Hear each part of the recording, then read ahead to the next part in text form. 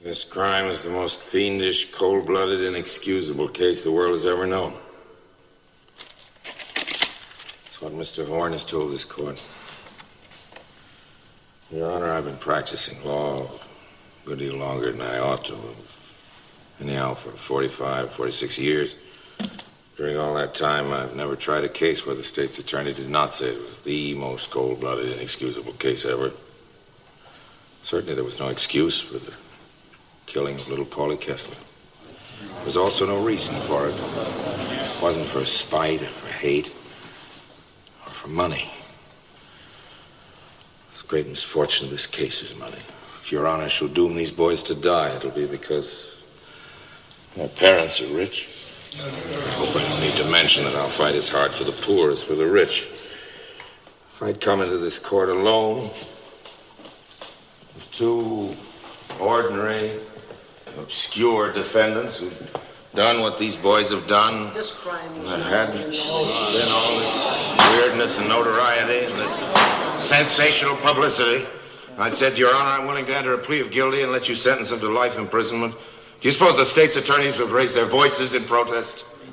There's never been a case in Chicago where in a plea of guilty a boy under 21 has been sentenced to death. Not one. Yet for some reason, in the case of these immature boys of diseased minds, as plain as day, they say you can only get justice by shedding their last drop of blood. Isn't a lifetime behind prison bars enough for this mad act? And must this great public be regaled with the hanging? For the last 3 weeks, I've heard nothing but the cry of blood in this room. I've heard nothing from the offices of the state's attorney but ugly hatred. For God's sake, are we crazy?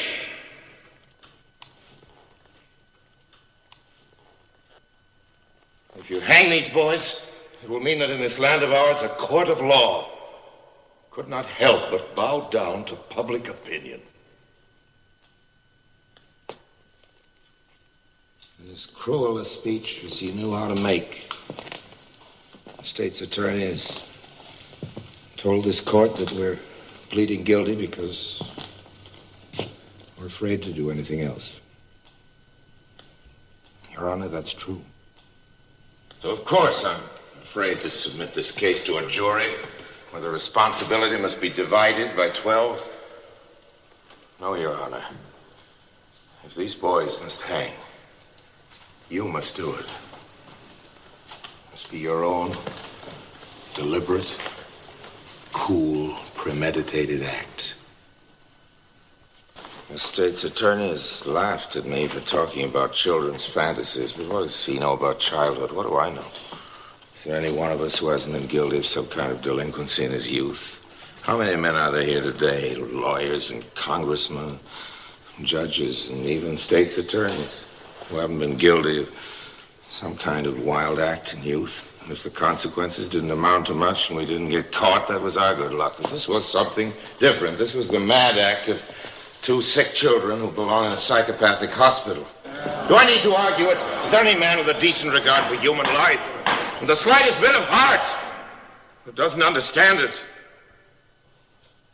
We're told it was a cold-blooded killing because they planned and schemed. Yes, but here are officers of the state who for months have planned and schemed and contrived to take these boys' lives. Talk about scheming. Your Honor, I've become obsessed with this deep feeling of hate and anger.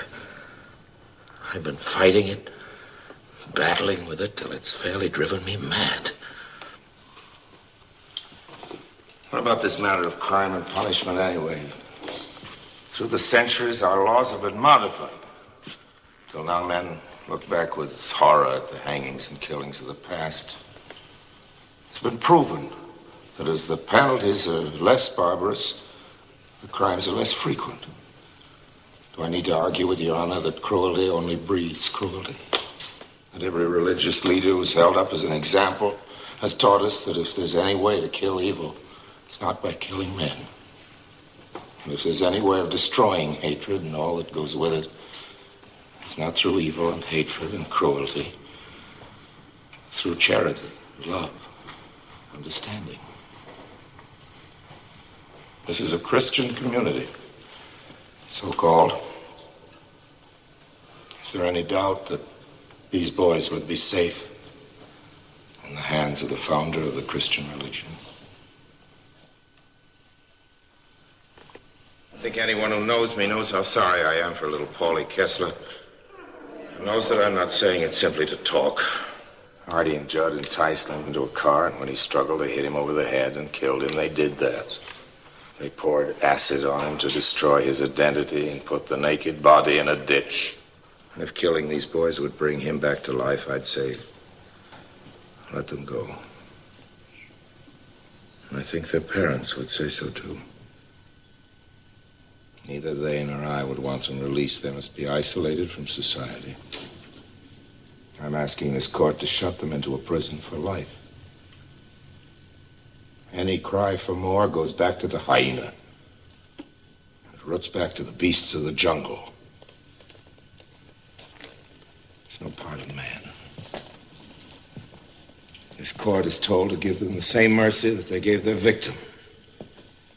Your Honor, if our state is not kinder, more human, more considerate, more intelligent than the mad act of these two sick boys, then I'm sorry that I've lived so long. I know that any mother might be the mother of little Paulie Kessler who left home and went to school, never came back.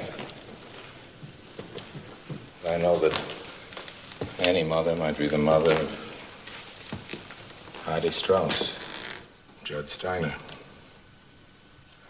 Maybe that in some ways these parents are more responsible than their children. I guess the truth is that all parents can be criticized. And these might have done better if they hadn't had so much money. I do not know. The state's attorney has pictured the putting of the poor little dead body in the ditch. But, Your Honor, I can only think now of taking these two boys, 18 and 19, penning them in a cell, checking off the days and hours and minutes until they're wakened in the gray of the morning and led to the scaffold.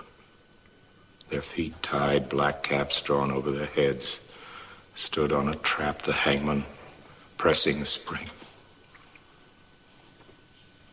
I can see them fall through space. I can see them stopped by the rope around their necks. It would be done, of course, in the name of justice.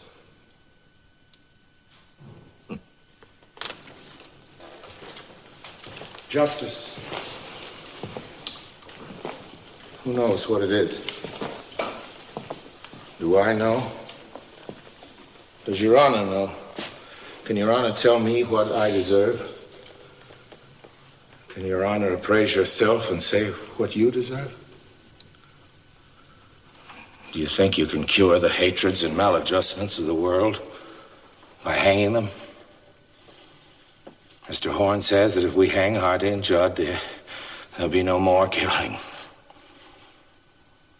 The world has been one long slaughterhouse from the beginning until today. And the killing goes on and on and on. Why not read something? Why not think instead of blindly shouting for death? Kill them. Because everybody's talking about the case. Because their parents have money. Kill them. Will that stop other sick boys from killing? No.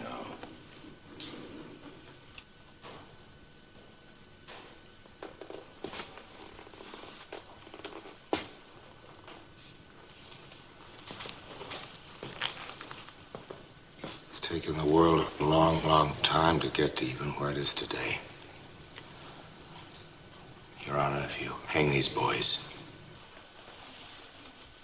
you turn back to the past. I'm pleading for the future. Not merely for these boys, but for all boys, for all the young. I'm pleading not for these two lives, but for life itself. For a time when we can learn to overcome hatred with love. When we can learn that all life is worth saving. And that mercy is the highest attribute of men. Yes, I'm pleading for the future.